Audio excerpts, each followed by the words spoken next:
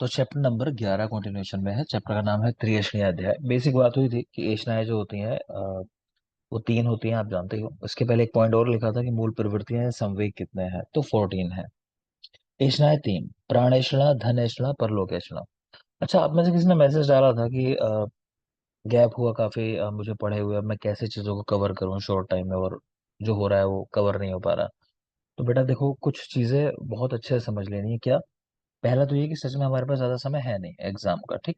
2 ही महीने हैं। ये जितनी खराब बात है उतनी अच्छी बात भी है। तो खराब बात ये है कि 2 महीने बहुत ज्यादा मेहनत करनी पड़ेगी, ठीक है। और अच्छी बात भी ये है कि 2 ही महीने मेहनत करनी है। सोचो एग्जाम 6 महीने बाद अगर हो गए या 8 महीने बाद भी होगा, तो तुमको 6 महीने या 8 महीने मेहनत करनी पड़ेगी। फर्क पड़ता ही नहीं है कि तुमने कितना पहले से पढ़ा है, नहीं पढ़ा है, तुमको आता है नहीं आता है। हर कंडीशन में हर बच्चा पढ़ेगा ही पढ़ेगा, ठीक है। कैसे होगा तैयार? तैयार करने का एक ही तरीका है, कितनी बार रिवाइज कर सकते हो, है ना। सब वही काम कर रहे होंगे, इसके अलावा और कोई तरीका नहीं है, ठीक है। पढ़ना ही पड़ेगा, तो मन को पक्का करो। थोड़ा सा आपका रूटीन अगर ऐसा हो चुका है कि आप सोचते हो कि सुबह 6 बजे सो के उठूंगा, मैं 8 बजे सो के उठूंगा, या रात को आराम से 12-1 बजे सोऊंगा मूवी देख के या कुछ भी, और सुबह 8 बजे उठना है। अब वो रूटीन हाँ कुछ दिन के लिए जरूर छोड़ना पड़ेगा। थोड़ा सा टाइम निकालना पड़ेगा पढ़ाई के लिए एक्स्ट्रा। वो कहाँ से निकालोगे? 2 घंटे 3 घंटे तो आपको मैनेज करना है। जो लोग स्टडी में है अभी जुड़े हुए हैं वो तो इजीली कर पा रहे होंगे। जो नहीं कर पा रहे, आपको देखना है बेटा कहाँ से वो समय निकलेगा। हो सकता है 3 घंटे की नींद कम करनी पड़े, है ना। हो सकता है चाय में अगर घंटा 1 घंटा लगा देते हो, या नाश्ता करने में 1 घंटा लगा देते हो, तो उसे थोड़ा कम करना पड़े, तो वो तो करना पड़ेगा।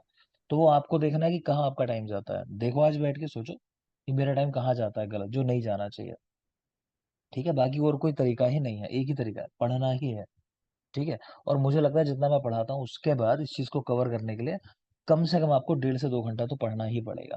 इतना तो मिनिमम है। एक काम मैंने आपको शायद दिया हो, नहीं दिया हो। गोविंद पारिक गाइड उठाओ, क्वेश्चन लगाना शुरू करो एक तरफ से पकड़ के, ठीक है। इर्रेस्पेक्टिव कि आपने पढ़ा है या नहीं पढ़ा है अभी, तब भी आप क्वेश्चन लगाना शुरू करो, ठीक है ना।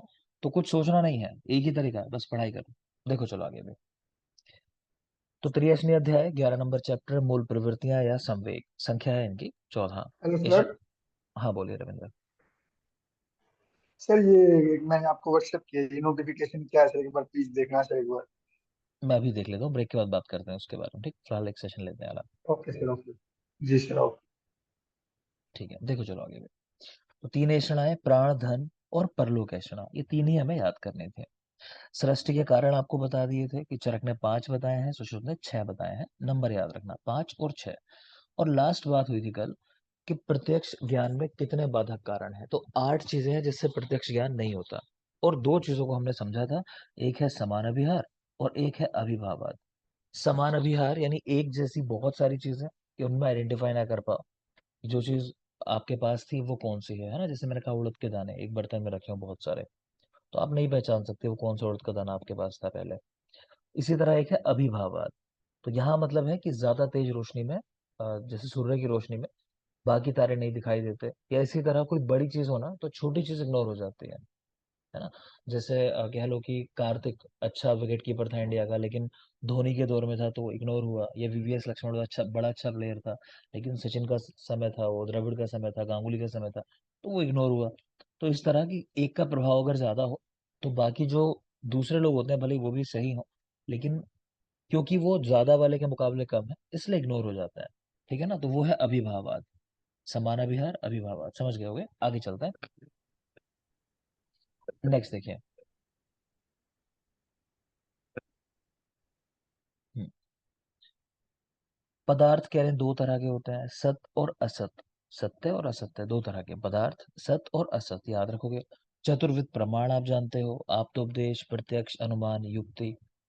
तो पहला बता रहे हैं कि आप्तोपदेश क्या होता है। तो सिंपल सी बात यह है, आप्तोपदेश स्टेटमेंट है उन लोगों के दिए हुए जिनमें रज और तम नहीं है, ठीक है। मतलब ऐसे लोग जिनके अंदर बिल्कुल भी जो मानसिक दोष है ना, रज और तम, मतलब उनकी कह लो कि मात्रा है ही नहीं, सिर्फ सत्व वाले हैं, उनके शरीर में सत्व की प्रधानता है।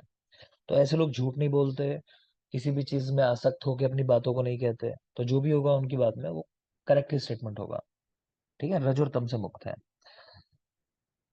ये शाम त्रिकालम, तो कह रहे हैं इनका ज्ञान जो है त्रिकाल का है, इनको तीनों समय का ज्ञान है। ये भविष्य का भी बोल देंगे आज ही, आज का भी बोल देंगे और जो पास्ट गया है उसका भी बोल देंगे। यही चाहो तो लिख लो, आगे लिखा होगा शायद, कि सिर्फ जो प्रत्यक्ष है उससे वर्तमान का ज्ञान होता है, बाकी जो प्रमाण है, चाहे अनुमान हो, आप्तोपदेश हो, चाहे युक्ति हो, इनसे त्रिकाल का ज्ञान होता है।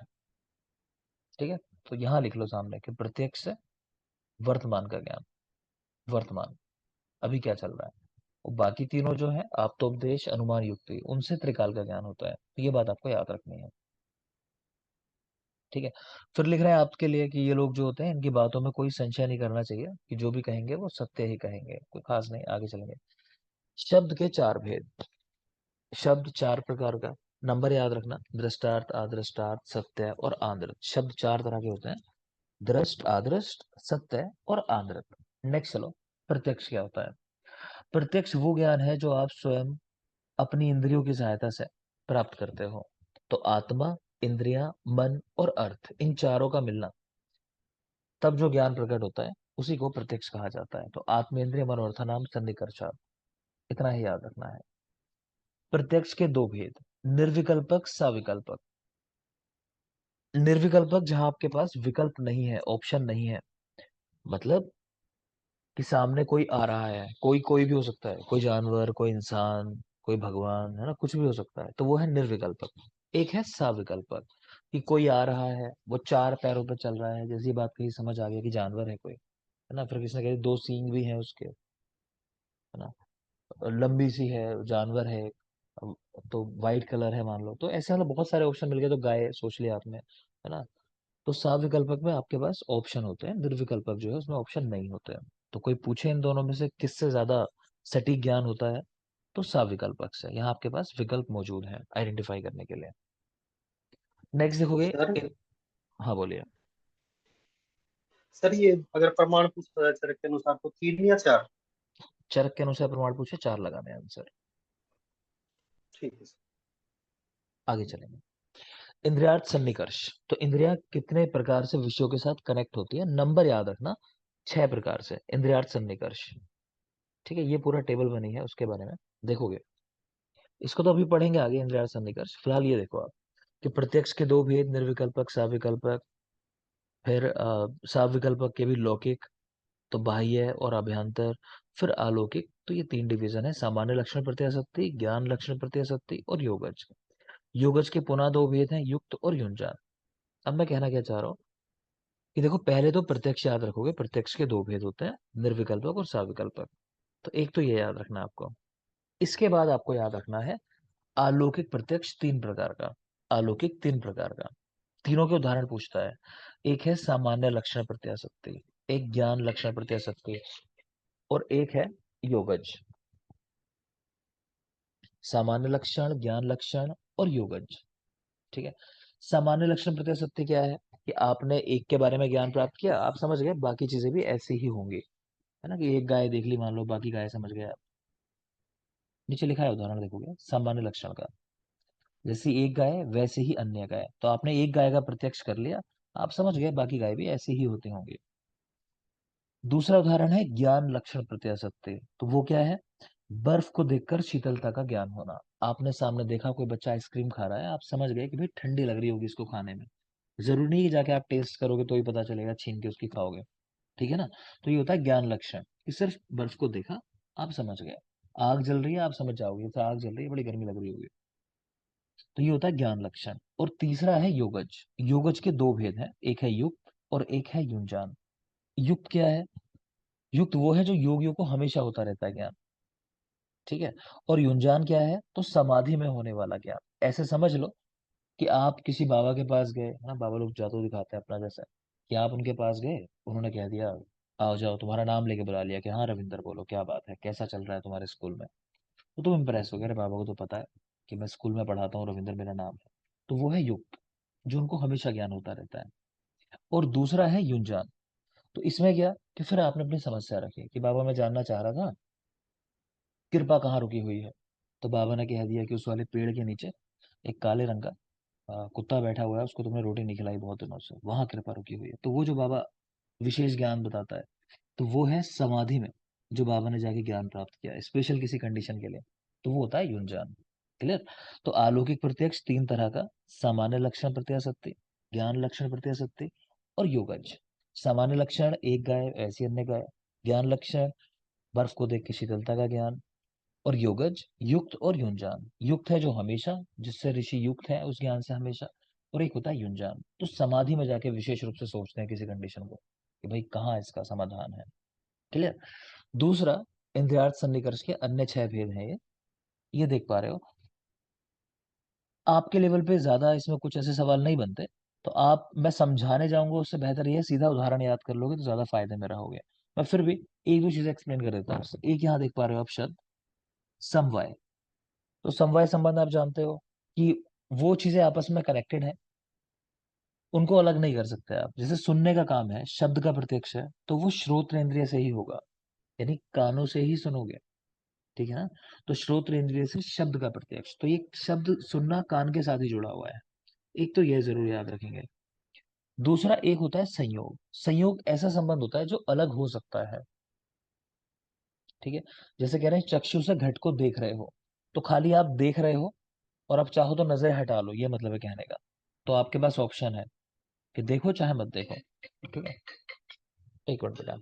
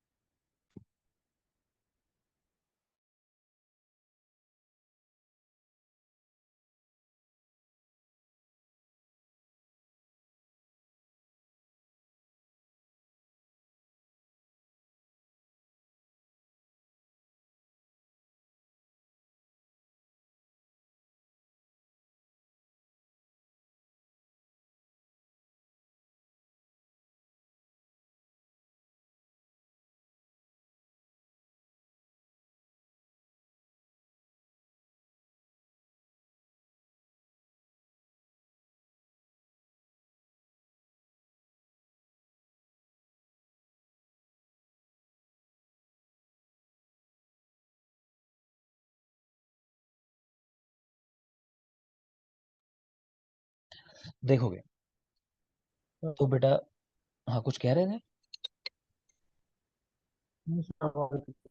आगे। माइक ऑफ कर लेंगे बेटा। शुभम आपका माइक ऑन है। ठीक है। तो एक बार दोबारा रिपीट करते हैं, फिर आवाज नहीं सुन। कौन सा रिपीट कर दूं, ये तीनों जो उदाहरण बताए, सामान्य लक्षण ज्ञान लक्षण हाँ वाले। सर ये, हाँ ये सर श्लोक सर है ये, समवाय स्रोत और शब्द। ठीक है, अब ये मैंने बताया नहीं था, मैं समझा रहा हूँ अभी तो। चलो देखोगे। तो इंद्रियार्थ तो सन्निकर्ष छह। ठीक है, इंद्रियार्थ सन्निकर्ष छह है। नाम देख पा रहे हो: संयोग, संयुक्त समवाय, संयुक्त संवेद समवाय, समवाय संवेद समवाय और विशेषण विशेष्य भाव। तो मैंने कहा कि मैं दो तीन एक्सप्लेन कर रहा हूँ, बाकी आप उदाहरण के साथ सीधे याद कर लेना, वो ही जरूरी है।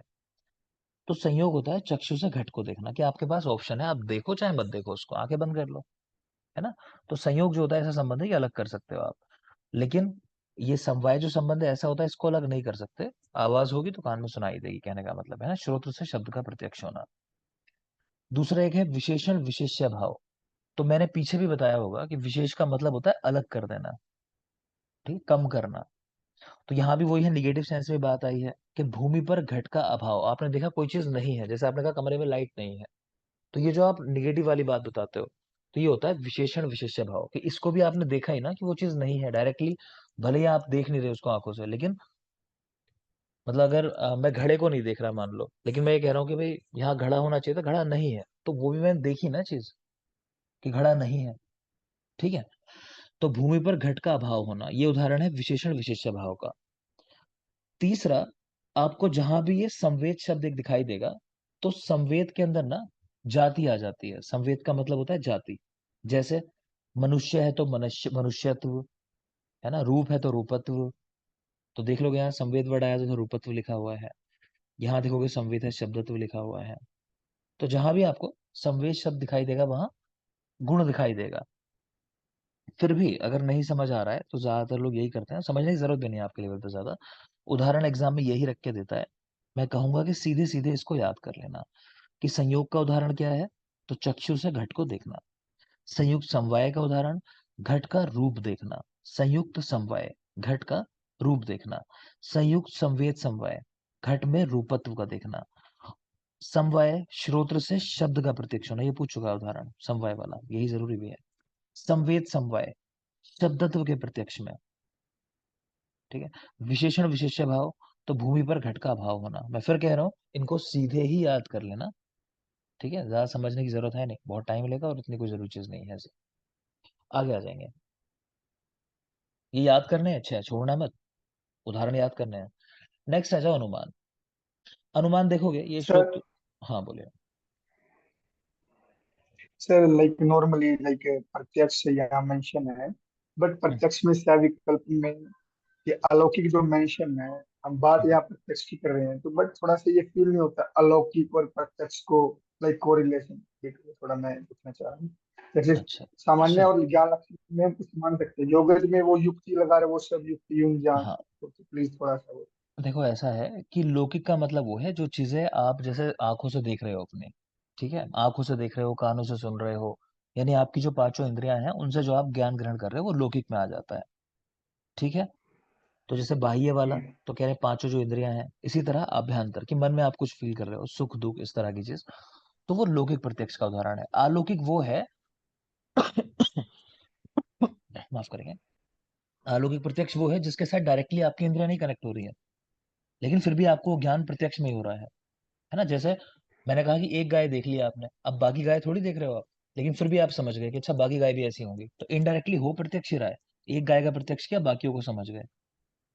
ऐसे ही जैसे यह ज्ञान लक्षण प्रत्याशक्ति, कि बर्फ है सामने, डायरेक्टली आपने बर्फ को नहीं टच किया, लेकिन क्योंकि आप जानते हो ना, आपने देखा तो बर्फ को अभी सामने, और आप वो पहले से ही जानते हो कि हाँ शीतल होती है, तो एकदम से आपके मन में वो आ जाएगी शीतलता महसूस कर। कहते हैं ना कई लोग, कह रहे मुझे देख के इसको ठंड लग रही है, कई बार सुना होगा आपने ऐसा, कि मुझे तो देख के ठंड लग रही है, आदमी कैसे इतने बर्फ में रह रहा है। तो वो इनडायरेक्टली आपने फील ही किया, कहने का मतलब, भले ही डायरेक्टली आपने टच नहीं किया उसको, लेकिन फिर भी आपने फील किया है कहीं ना कहीं उसको प्रत्यक्ष की फॉर्म में। ठीक है, सेम चीज है योगज के जो योगी हैं, तो अब वो योगी उस कंडीशन में तो है नहीं, मतलब ऐसा तो है नहीं कि वो आपकी कंडीशन फील कर रहे हैं कि आपको कहाँ पे कष्ट है। मान लो कह देते हैं कि भाई तुम्हारे पितर नाराज है तुमसे, किसी ने कह दिया, तो वो पितरों के साथ थोड़ी हैं, लेकिन उन्होंने कुछ जाके ऐसा इवेंट पास्ट में देखा, मतलब अपने मन में फील किया, जो भी कह लो, तो इनडायरेक्टली वो भी वहां जाके कनेक्ट हुए उस कंडीशन के साथ, तो उन्होंने उसका प्रत्यक्ष किया है। आप और हम नहीं देख सकते, लेकिन उन्होंने प्रत्यक्ष कर लिया उस चीज का जाके, कि अच्छा ये कंडीशन हो रही है इनकी लाइफ के अंदर। ठीक है ना। तो ये डायरेक्टली आप नहीं कनेक्ट करते हो, लेकिन फिर भी कहीं ना कहीं कनेक्टेड हो आप, अपनी शक्तियों के माध्यम से कह लो। ठीक है। और इतना इलेबोरेट करने की जरूरत नहीं है इसको, है ना। जैसा मैंने कहा, सिंपल समझो कि लौकिक प्रत्यक्ष वो साधारण वाला जो हम लोग प्रत्यक्ष समझते हैं, और अलौकिक वाला वो वाला प्रत्यक्ष है जो योगियों के पास होता है, ऐसा समझ लो फिलहाल याद करने के लिए, या ज्ञानी लोगों के पास जो होता है। जी ओके सर, थैंक यू। ठीक है, चलो आगे। आगे देखेंगे अनुमान। तो अनुमान के बारे में क्या खास है, प्रत्यक्ष पूर्वम, ये शब्द जरूरी है कि अनुमान उसी का करते हो जिसका पहले प्रत्यक्ष किया है आपने। ठीक है, ये जरूरी है। आप अनुमान उसी चीज का लगा सकते हो जिसका आपको आइडिया हो पहले का। एक बात ये ध्यान रखना, तीन यहाँ उदाहरण दिए हैं, ये अनुमान के तीन प्रकार भी होते हैं, तो आपसे पूछे अनुमान कितने प्रकार का होता है, तीन प्रकार का। कौन कौन सा, एक वो जिसमें आप वर्तमान का ज्ञान करते हो, एक में भूतकाल का, और एक में भविष्य काल का। जैसे कि आपने कहीं धुआं देखा, धुआं उठ रहा है, आप समझ गए कि अच्छा वहां आग लगी है इसलिए धुआं उठ रहा है, तो ये वर्तमान का आपने अनुमान लगाया। ऐसे ही गर्भ को देखकर आपने मैथुन का पता लगाया, गर्भ को देखा तो आप समझ गए कि अच्छा पूर्व में मैथुन हुआ है, तो यानी पूर्व जो चीज है उसका अनुमान लगाया भूतकाल का।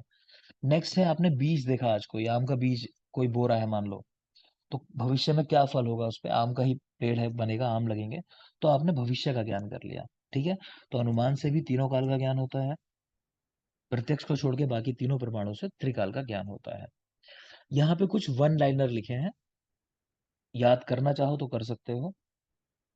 अनुपश्चात नियते ज्ञाते अनुमानम, परामर्शजन्य ज्ञानम अनुमिति, व्याप्ति विशिष्ट पक्ष धर्मता ज्ञानम परामर्शम, अनुमानम खलु तर्को युक्ति अपेक्षा। ये चार वन लाइनर है, कह रहा हूँ याद कर लेना, इनमें ऐसे सवाल आ जाते हैं कि ऐसा रख के पूछेगा, खलु तर्को युक्ति अपेक्षा, कि इनमें से क्या है जो तर्कों की अपेक्षा रखता है, तो आंसर है अनुमान। ठीक है। ऐसे ही पूछ लेगा परामर्श जन्य ज्ञानम, बोलो क्या है ये। ऑप्शन में अनुमान भी लिखेगा, अनुमिति भी लिखेगा। अनुमिति का मतलब होता है किसी को मान लेना, किसी की बात को फॉलो कर लेना, है ना। तो परामर्शजन्य ज्ञानम, किसने परामर्श दिया भाई ऐसा ऐसा कर लो, सही हो जाएंगी चीजें, तो आपने अनुमति कर ली, उससे हाँ कह दिया, ठीक है अच्छा कर लेते हैं। तो ये भी एक तरीके से अनुमान ही है ना, आपने भरोसा कर लिया उसके ऊपर। तो परामर्शजन्य ज्ञानम अनुमिति, इन दोनों को तो एटलीस्ट याद ही रखना। ठीक है, परामर्शजन्य ज्ञानम अनुमिति, और खरु तर्क युक्ति अपेक्षा तो अनुमान है। आगे चलेंगे। अनुमान के दो भेद भी बताए गए हैं न्याय में, स्वार्थानुमान और परार्थानुमान। न्याय दर्शन के अनुसार स्वार्थानुमान और परार्थानुमान। पंच अवयव वाक्य देख पा रहे हो, इतिहास में पढ़ाए होंगे शायद, प्रतिज्ञा, हेतु, उदाहरण, उपनयन, निगमन, इनकी सहायता से परार्थानुमान को सिद्ध किया जाता है, तो याद रखना पंच अवयव वाक्य की सहायता परार्थानुमान के रेफरेंस में की गई है। पंच अवयव वाक्य क्या है, तो प्रतिज्ञा, हेतु, उदाहरण, उपनयन, निगमन, तो परार्थानुमान को सिद्ध करने के लिए इनकी आवश्यकता होती है, इतना याद रखो। ये देख लोगे वही अनुमान के तीन भेद जो आपको भी बताया मैंने, पूर्ववत, शेषवत, सामान्य तो दृष्ट। तो नाम पे ध्यान रखना, कहेगा पूर्ववत किस क्या है इसका उदाहरण, तो कह रहे हैं कारण से कार्य का ज्ञान हो जाना। आपने कारण को देखा, आप समझ गए इससे क्या कार्य होगा, जैसा आपको बताया कि फल को देख के, सॉरी बीज को देख के भविष्य में होने वाले फल का ज्ञान।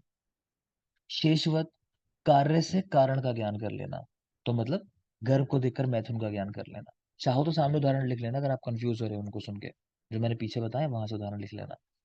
तीसरा है सामान्य तो दृष्ट, तो धुएं से अग्नि का ज्ञान, तो समझ ही आ रहा होगा। लोग इनमें कंफ्यूज रहते हैं, पूर्ववत शेषवत का उदाहरण कौन सा है, तो नाम में ही छिपा हुआ है। पूर्ववत यानी पहले ही ज्ञान कर लिया, पहले किसका ज्ञान कर लोगे, भविष्य का। शेषवत, तो बाद में ज्ञान किया, कुछ देख के उस पता लगा लिया कि पहले क्या हुआ था। शेष क्या है आपके पास, उसको देख के, तो शेष क्या है कि गर्भ है, तो उसको देख के पता लगा लिया कि पूर्व में मैथुन हुआ होगा, तो वो शेषवत का उदाहरण है। ठीक, तो याद रखना। नेक्स्ट आ जाओगे,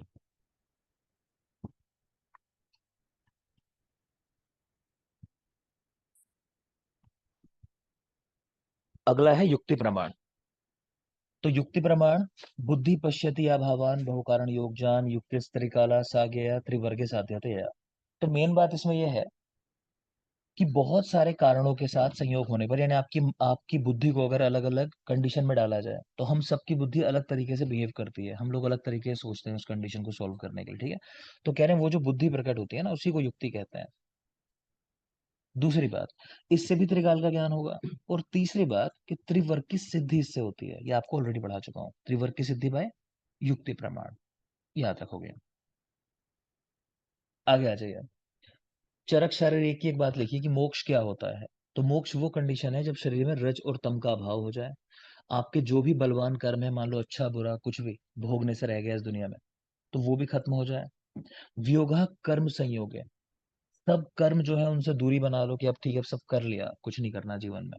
ठीक है, तो उसको बोलते हैं अपुनर्भव। आयुर्वेद में मोक्ष की जो कल्पना की गई है ना, वो है अपुनर्भव, कि जब दोबारा जन्म ना लेना पड़े। मोक्ष वो नहीं है कि स्वर्ग चले गए नरक चले गए, मोक्ष मतलब अपुनर्भव आयुर्वेद के हिसाब से, याद रखोगे। आगे फिर कुछ प्रमाणों की सहायता से ये बताया है कि हाँ दोबारा जन्म होता है हमारा। ठीक है, तो उनके कुछ उदाहरण लिखे हैं, मैं एक दो आपको बता रहा हूँ जरूरी वाले। तो जैसे यहाँ है, प्रत्यक्ष प्रमाण से कैसे पता चलता है कि दोबारा जन्म होता है लोगों का। तो कह रहे हैं बच्चे को किसने सिखाया रोना, यानी पास्ट लाइफ में सीखा था उसने रोना। ठीक है, तभी इसलिए वो रो रहा है इस जन्म में आके। ऐसे ही दूध पीना, है ना, तो बेसिक स्किल है, दूध नहीं पीना आता होगा तो कैसे जिएगा, तो वो पहले से ही सीख के आता है। इसी तरह बहुत लोगों को अपनी जाति याद होती है, जाति स्मरण, मतलब पास्ट लाइफ में मैं कौन था, मैं क्या करता था। तो इन सारे उदाहरण से पता चलता है कि व्यक्ति का दोबारा जन्म होता है। और ये किसका उदाहरण है, प्रत्यक्ष प्रमाण का। प्रत्यक्ष देख रहे हो आपको से कि हाँ बच्चा रो रहा है, दूध पी रहा है, ऐसा। आगे आ जाएंगे।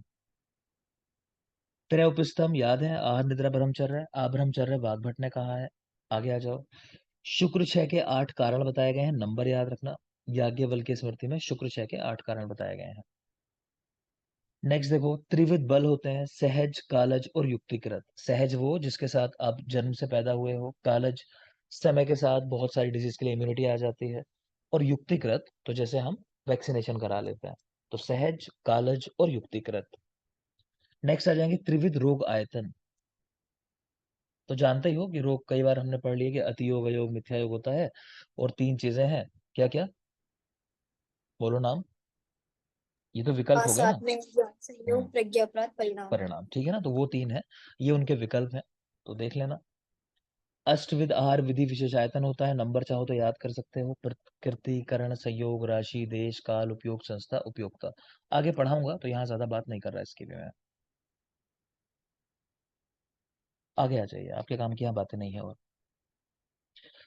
कौन सी इंद्रिय है जो सभी इंद्रियों में व्यापक है? तो स्पर्श इंद्रिय। तो त्वचा पूरी बॉडी को कवर करती है, यहीं पे लिख लो सामने। त्वचा कितनी होती है, एरिया कितना है, 1.73 मीटर स्क्वायर, या फिर कह लो 2 मीटर स्क्वायर अप्रोक्सीमेट। इतना एरिया होता है त्वचा का। ये भी लिख लेना यही। Largest organ of the body, तो त्वचा होती है, स्किन लार्जेस्ट ऑर्गन। और लार्जेस्ट ग्लैंड लिख लेंगे साथ साथ यही, लीवर। लीवर लार्जेस्ट ग्लैंड है, लार्जेस्ट ऑर्गन जो है वो स्किन है। तो इसी के लिए लिख रहे हैं कि स्पर्श इंद्रिय चेत समवायी, यानी मन के साथ समवाय संबंध से रहती है, मन के साथ संबंध बना के रहती है। सातवें अर्थ हुई उपशय अर्थ। सातवें और उपशय एक ही होते हैं, ये भी याद रखना। सातवें और उपशय दोनों शब्दों का एक ही मतलब है। ठीक है, नेक्स्ट आ जाएंगे। रोग के त्रिविध कारण बोल दिया आपने अभी। असात में संयोग, प्रज्ञा, प्राप्त, परिणाम। त्रिविध विकल्प है, वो भी देख लिया आपने। समयोग प्रकृति या आरोग्य का कारण है। नेक्स्ट आ जाओ। नेक्स्ट है त्रिविध रोग मार्ग। तो तीन रोग मार्ग कौन कौन से होते हैं? शाखा, मर्मास्थि संधि और कोष्ठ। शाखा, मर्मास्थि संधि एक साथ है। ऐसा नहीं है, आप लोग कई बार अलग करने लगते हो, मर्म अलग, अस्थि अलग, संधि अलग, ऐसा नहीं है, एक साथ है। शाखा, मर्मास्थि संधि और कोष्ठ, ये त्रिविध रोग मार्ग है। ठीक है, शाखा, मर्मास्थि संधि और कोष्ठ। अब देखोगे कहाँ कौन से रोग होते हैं। एक मिनट बेटा, शायद अगले पेज पे गया। एक पेज का गैप करो जरा, वहां पे कुछ लिखा हुआ है, उसको पहले पढ़ लो। गलती से आगे चला गया है, कुछ थोड़ा सा मैटर यहाँ का, गलत पेज लग गया है ना। एक पेज छोड़ के देखोगे आप तो एमबीए करके लिखा होगा, एमबीए। 12, 14, 16, एक पेज का गैप कर दो, अगले पेज पे देखोगे। ठीक है, तो एमबीए। एमबीए का मतलब है, एम का मतलब है मध्यम रोग मार्ग, बी का मतलब बाह्य रोग मार्ग, और ए का मतलब है आभ्यंतर रोग मार्ग। इनके रोग कितने कितने होते हैं, इन पे सवाल आ चुके हैं पहले। तो नंबर बढ़ते हुए क्रम में है, एमबीए करके हम याद कर लेते हैं, 12, 14 और 16। 12, 14 और 16, मध्यम, बाह्य और आभ्यंतर रोग मार्ग। 12, 14, 16। ठीक है, अब जरा देख लेते हैं कौन कौन सा है, वापस उसी पेज पे आ गया।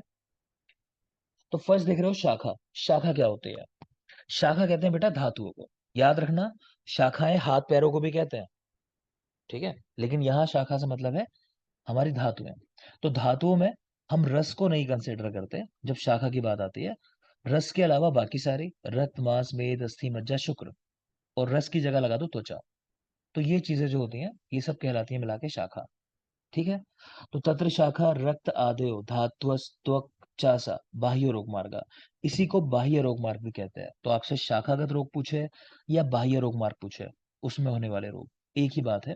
ठीक है, 14 रोग होते हैं, एमबीए करके याद किया था ना अभी, बाह्य वाले 14। दूसरा है मर्मास्थि संधि। तो कहना इसमें क्या आता है, मर्माणी, पुनर्बस्ती, हृदय, मूर्धा। तो ये सब चीजें इसके अंदर आ जाती हैं जो मर्म है हमारे में लिए। ठीक है, और कह रहे हैं अस्थियों की संधियां, जहां जहां अस्थियां आपस में कनेक्ट होती हैं, स्नायु, कंडरा, ये सब इसके अंदर आ जाते हैं। तो ये कहलाता है मध्यम रोग मार्ग। तो मध्यम मार्ग के रोग 12 हैं। ठीक है, नीचे हिंदी लिखी है, आप पढ़ सकते हो। मूत्राशय, हृदय से आदि मर्म कहे जाते हैं। अस्थियों की संधियां, उनसे लगे स्नायु, कंडरा, ये सब मध्यम रोग मार्ग है। नेक्स्ट है कोष्ठ। कोष्ठ है हमारा जीआईटी जो होता है। तो कोष्ठ पुनरुच्यते महाश्रोता, शरीर मध्यम, महानिम्नम, पक्वाशय, तो ये सब इसके नाम है। तो महाश्रोत शरीर का मध्य भाग, आमाशय, पक्वाशय, तो ये सब एक ही चीज है। ये अभ्यंतर रोग मार्ग है, अभ्यंतर। तो एमबीए यानी 12, 14 और 16, तो इसके रोग हो गए 16। ठीक है, एक बस बात है काम की जो आपको पता होनी चाहिए, वो लिख लो यहीं पर। कुछ रोग ऐसे हैं जो बाह्य रोग मार्ग में भी होते हैं, अभ्यंतर रोग मार्ग में भी होते हैं। ठीक है, वैसे लिखा है आपका, देखोगे तो वो रखा ना, पेज यहाँ गलत लग गए थे, आगे पीछे हो गए थे। ये है 5 नंबर जैसे, त्रिविध रोग मार्ग। तो यहाँ देखो ये लिखा हुआ है बल्कि, कुछ ऐसे रोग हैं जो दोनों रोग मार्गों में होता है, बाहर भी और अभ्यंतर भी। वो कौन कौन से है वो आपको रटे होने चाहिए। ठीक है, तो अर्श, विसर्प, विद्रधि, शोथ और गुल्म। तो हम इसको ऐसे याद रखते हैं कि अर्श की बीवी को शोथ हुआ, हो गया, हुआ था, अब वो गुम हो गया, मतलब गायब हो गया। तो अर्श की बीवी का शोथ गुल हो गया। तो अर्श यानी अर्श, बीवी मतलब विसर्प विद्रधि, शोथ गुल तो शोथ और गुल, अर्श की बीवी का शोथ गुल। तो ये बाह्य रोग मार्ग में भी है और आभ्यंतर रोग मार्ग में भी है।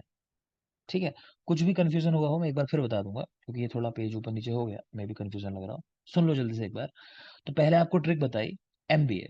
एमबीए यानी मध्यम रोग मार्ग के रोग, बी से बाह्य और ए से अभ्यंतर, इनकी संख्या क्रमशः 12, 14 और 16 है। प्लस मैंने आपको बताया कि बाह्य रोग मार्ग क्या होता है, शाखाएं। तो शाखा में त्वचा, रस को हटा दो, फिर रक्त, मांस, अस्थि, मज्जा, शुक्र, वो सब जो है वो सब आ जाते हैं। तो वो है बाह्य रोग मार्ग। ठीक। दूसरा है मर्मास्थि संधि, उसको बोलते हैं मध्यम रोग मार्ग, मध्यम रोग मार्ग। ठीक है। और तीसरा कोषगत रोग, उसको बोलते हैं अभ्यंतर रोग मार्ग, तो पूरा जीआईटी उसके अंदर आ जाता है। कुछ रोग ऐसे हैं जो बाह्य रोग मार्ग में भी होते हैं, अभ्यंतर में भी होते हैं। ट्रिक याद किया हमने, अर्श की बीवी का शोथ गुण। तो अर्श, विद्रधि, विसर्प, शोथ और गुण। अब तक आपको मैंने इतना याद कराया। ठीक है, बाकी आप देख लोगे। तो शाखाओं में होने वाले रोग जो होते हैं उसमें त्वचा के विकार सारे आ जाएंगे, क्योंकि त्वचा वहीं आती है। कोई पूछ लेगा तो समझ में आना चाहिए ना कि त्वचा बाह्य रोग मार्ग है, तो उसके रोग यहीं आ जाते हैं। मर्मास्थि संधि, तो इसमें पक्षवद, ग्रह, शोष, राज्यक्षमा, गुदभ्रंश आदि रोग आ जाते हैं। एक नजर डाल लेना, रटने को नहीं कह रहा मैं। और आभ्यंतर रोग मार्ग, कोष्ठगत रोग, इसमें श्वास का सिक्का, ज्वर इत्यादि ये सब आ जाता है। क्योंकि ज्वर आप जानते ही हो जीआईटी से संबंधित है। प्लस जिन लोगों ने पढ़ा होगा श्वास चिकित्सा स्थान, तो उन्होंने ये भी ऐसे ही आया है कि कहाँ से उत्पन्न होते हैं रोग, ये श्वास का सिक्का वगैरह। तो लिखा है पित्त स्थान समुद्भव, पित्त के स्थान से, तो आमाशय की बात आई है वहां पे। तो अगर जो कर लेगा इसी, कोषगत रोग है। क्लियर। नेक्स्ट आ जाएंगे वैद्य। वैद्य तीन प्रकार के होता है। तो कह रहे हैं छद्मचल, नकली वाले, जिन्होंने सिर्फ क्या किया है, वैद्य, भांड, औषधय, पुस्तः, पल्लव, शवलोक, कि अपने पास में किताब वगैरह इकट्ठा कर रखी हैं, बर्तन रख रखे हैं, बैठे हुए जब भी जाओगे तो कुछ लगेगा कुछ बना रहे हैं रूम में, हमेशा इमेज प्रोजेक्ट करेंगे आपके सामने, बहुत बड़े बैठे हुए अंदर, है ना। तो ऐसे वाले छद्मचार हैं। नेक्स्ट कह रहे हैं सिद्ध साधित, श्रेयस ज्ञान सिद्धा नाम उपदेशात। तो ये अपने आप को सिद्ध बता देंगे कि भाई मैं उनकी शरण में गया था, बाबा मिले थे, मैं जंगल में जा रहा था, तो उन्होंने मुझे किताब दी, कहा कि लो इसको पढ़ लो, उसके बाद सारी बीमारी ठीक कर दोगे तुम। तो बस तब से मैं सिद्ध हो चुका हूँ। तो ऐसे वाले जिनके ऊपर किसी श्रीमान का आशीर्वाद है, मतलब। ठीक है। तीसरे है वैद्य गुण योग, तो प्रयोग, ज्ञान, विज्ञान, सिद्धि, सिद्धा, सुख प्रदा। तो जो अपने प्रयोग से, ज्ञान से, विज्ञान से सिद्धि देने वाले हैं, यानी कि जो डिजीज ठीक करने जा रहा है उसको ठीक कर देंगे, और सुख देने वाले होते हैं। आपको आइडेंटिफाई करना आना चाहिए, श्लोक रख के पूछ लेता है। खासकर ये सिद्ध साधित वाला बड़ा कंफ्यूज करता है। सिद्ध साधित, तो यहाँ क्योंकि ऐसा लिखा है श्री यश ज्ञान, तो ज्ञान देखते लोगों को लगता है ज्ञान वाला शायद, है ना, ऐसा नहीं है। तो किसी श्रीमान ने इन्हें अपना ज्ञान दिया है, ऐसा करके याद कर लो। ठीक है। तो ये सिद्ध साधित है, अच्छे वाले नहीं है। जो वैद्य गुण युक्त थे उसी को जीविता भीसर भी कहते हैं, यानी कि जीवन को बचाने वाले। ठीक। आगे आ जाओ। त्रिविध औषध पढ़ा चुका हूँ, देव व्यापाश्रय, युक्ति व्यापाश्रय, और एक लिखी है सत्वाज चिकित्सा। इस पे सवाल पूछ लेता है, सत्वाज चिकित्सा क्या होती है। तो मन को अहित अर्थों से रोकना, है ना। जैसे आपसे किसी ने कहा अरे मेरा सिलेक्शन नहीं होगा, मैं बड़ा परेशान हूँ, तो उसको समझाओ कि भाई सबके लिए सेम कंडीशन है, सबके लिए 2 महीने, अगर 2 महीने है तो परेशान मत हो। सोचो कि तुम 60% तक अचीव कर पाते हो, तो ज्यादातर लोग यही अचीव कर रहे होंगे। तुम ये मत सोचो मैं क्यों 40% कवर नहीं कर पाया, तुमको परेशान नहीं होना है। तुमको ये देखना है जितना बाकी करेंगे मैं उतना कर लूंगा, कर लोगे तो बात खत्म है। ठीक है ना। तो यही है मन को अहित अर्थों से रोकना, तो किसी को समझा रियलिटी क्या है, तुमको किस पे फोकस करना है। तो सत्ववाच चिकित्सा। फिर ये डिवीजन ये आप पढ़ चुके हो, व्यापाश्रय भेद से औषध 2 तरह की होती है, अंग भेद से 2 तरह की है, द्रव्यभूत, अद्रव्यभूत। ठीक है। और आश्रय भेद से 3 तरह की, अंतः परिमार्जन, बहि परिमार्जन, शस्त्र प्राणिधन, ये पढ़ा चुका हूँ। ठीक। यही लिखे हैं शस्त्र कर्म कितने प्रकार के होते हैं। तो चरक के 6, सुश्रुत के 8, संग्रह के 12, हृदय के 13। एक काम कर लोगे, संग्रह के ब्रैकेट में लिख लोगे 13 माइनस दहन। तो हृदय ने जो 13 दिए हैं ना, संग्रह ने उनमें एक नहीं माना है सिर्फ, कौन सा, दहन नहीं माना है। बाकी के तो नंबर याद कर लो, अभी सुश्रुत में पढ़ेंगे अच्छे से। तो शस्त्र कर्म चरक के 6, सुश्रुत के 8, संग्रह के 12 और हृदय के 13। संग्रह के 12 कैसे होते हैं कि हृदय के 13 में से एक हटा दो, दहन, तो संग्रह के 12 शस्त्र कर्म आ जाते हैं। ठीक है, तो जो पढ़ा इसको रिकॉल करो, रिवाइज करो, 10 मिनट वापस आओ, कंटिन्यू करेंगे। 10 मिनट। Thank you.